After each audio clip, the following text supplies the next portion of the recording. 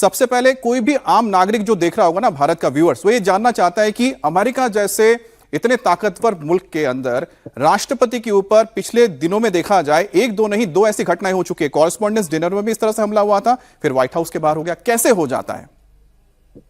देखिए, वहां पर इतना अगर आप देखें, मैं रुक चुका हूं ये 17th स्ट्रीट में, उसी के होटल में मैं रुका था जब मैं लास्ट टाइम वॉशिंगटन गया था।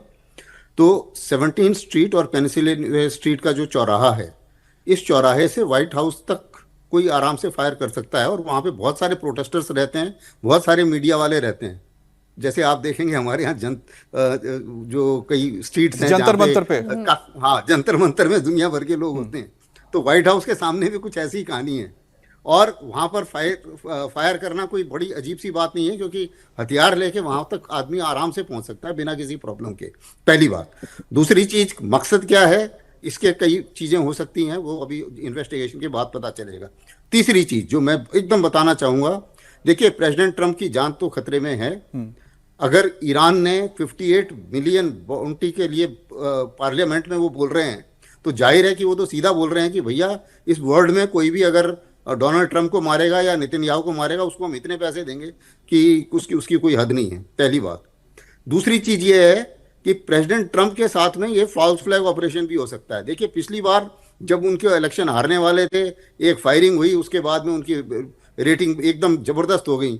और इस किस्म के नौटंकी भी हो सकती है, कोई इसमें कोई डाउट नहीं होना चाहिए। सर, मैं आपको बस इसी जगह पे थोड़ा सा मैं रोकना चाह रहा हूं, क्योंकि दो बहुत अहम चीजें आ गई हैं। शहबाज सर ने बताया कि गन लॉ होना चाहिए, आपने बताया कि ये इलेक्शन को लेके भी हो सकता है। एक तीसरा ओपिनियन लेते हैं, फिर आप आगे बढ़ेंगे, कुछ और बात करेंगे। जनरल भाटिया, आप इस घटना को लेकर क्या कहेंगे? व्हाइट हाउस के पास फायरिंग हो जाना, ये अपने आप में बहुत चौंकाने वाली चीज है। Thank you Amit. मैं इससे रिलेट करूंगा कि मान लीजिए कि 7 लोक कल्याण मार्ग है, जहां हमारे प्राइम मिनिस्टर रहते हैं। आपने देखा होगा उस चौराहे पे एक पुलिस चौकी है।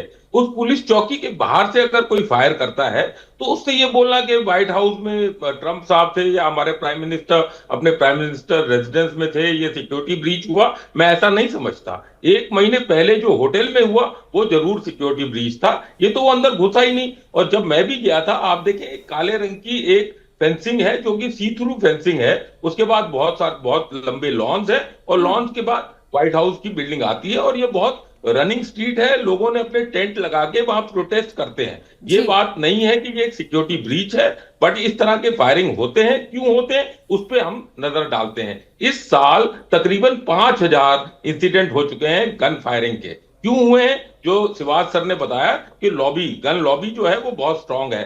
हर 100 आदमी के ऊपर 120 सिविलियंस के पास गन्स हैं। तो तकरीबन 40 करोड़ गन्स सिविलियंस के पास है अमेरिका में। और उनकी लॉ इतनी रिलैक्स्ड है कि आप किसी भी दुकान में जाके एक फॉर्म भरना है, जिससे आपको पता चले कि instant national criminal background check अगर आप वो पास कर लेते हैं, फॉर्म में भरते हैं, तो आप एक हथियार खरीद सकते हैं। तो इस तरह की जो हथियार खरीदने की वो है। अगर आप बच्चों में देखें, तो बच्चों में भी अगर आप देखें, 350 से ज्यादा बच्चे जो टीन्स हो या 0 से 11 साल तक, 80 वो मर चुके हैं। और 350 से ज्यादा टीनेजर्स मर चुके हैं इन गन रिलेटेड इंसिडेंट्स में। तो ये दूसरा, ये जो नसीर बेस्ट है, ये अपने आप को जीसस क्राइस्ट समझता था। ये अपने आप को एक भगवान समझता था, मेंटली अनस्टेबल था। हो सकता है कि क्योंकि ट्रंप साहब ने पोप के अगेंस्ट कुछ बोला था, तो ये उसने अपने ऊपर रिजॉल्व किया हो कि मैं उनकी तरफ जाके फायरिंग करूंगा। बिल्कुल जनरल भाटिया, आप बिल्कुल ठीक कह रहे हैं। अगर अमेरिका चाहता है कि इस तरह का गन कल्चर और ना वहां पर पैदा हो और ना बढ़े, और जो हालात आज पैदा हुए हैं वैसे या उससे खराब हालात वहां पैदा ना हो, तो नकेल कसने की जरूरत तो है, एक स्ट्रिक्ट कदम उठाने की जरूरत तो है। आप तीनों बने रहिए। इसी बीच एक बड़ी खबर दर्शकों को बता दें, व्हाइट हाउस के बाहर ये फायरिंग तब हुई है जब राष्ट्रपति डोनाल्ड ट्रंप अपने बेटे की शादी छोड़कर व्हाइट हाउस में वापस पहुंचे थे। ईरान के साथ पीस डील पर इंपॉर्टेंट बातचीत चल रही थी। खुद ट्रंप ने फायरिंग के कुछ घंटों पहले सोशल मीडिया पर जानकारी भी दी थी। उन्होंने बताया था कि ईरान के साथ डील पर अच्छी बातचीत चल रही है। उन्होंने अरब के कई देशों के राष्ट्राध्यक्षों के साथ बातचीत का भी इसमें जिक्र किया था और जल्द ही कोई गुड न्यूज आ सकती है ऐसे भी संकेत दिए थे।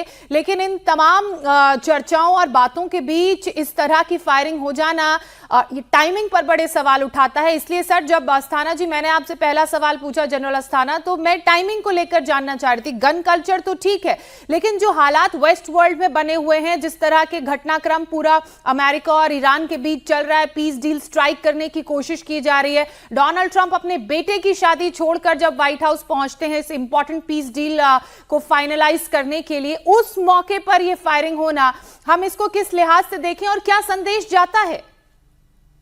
देखिए, इसको थोड़ा सा इंटरनल डिसग्रंटलमेंट से भी कह सकते हैं, जोड़ सकते हैं, क्योंकि जो कुछ भी डोनाल्ड ट्रंप बोल रहे हैं आजकल, वो हर रोज झूठ बोलते हैं जी इकोनॉमी बहुत अच्छा कर रही है, जबकि वहाँ पे महंगाई बहुत भयानक हो गई है, पेट्रोल का कीमत बढ़ रही है।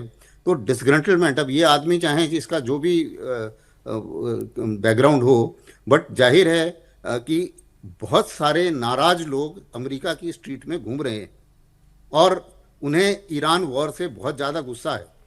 और हर बार प्रेसिडेंट ट्रंप बोलते हैं नहीं अभी बातचीत बहुत अच्छी हो रही है। अब बातचीत बहुत अच्छी हो रही है कि ईरान ने तो अपनी कोई डिमांड चेंज नहीं की। एक दिन वो बोलते हैं नहीं मैं तो पूरी ईरान को बर्बाद कर दूंगा, दूसरे दिन बोलते हैं बातचीत बहुत अच्छी हो रही है। तो लोग भी परेशान हो चुके हैं ये बातचीतें सुन के। तो जिस किस्म से वो हर रोज नौटंकी कर रहे हैं इस बारे में, तो उससे भी मुझे लगता है कि डिसग्रंटलमेंट चल रहा है। और डिसग्रंटलमेंट की जो एक सीमा है वो भी मुझे लग रहा है कि इस समय गुस्सा है और गुस्से को हम इग्नोर नहीं कर सकते।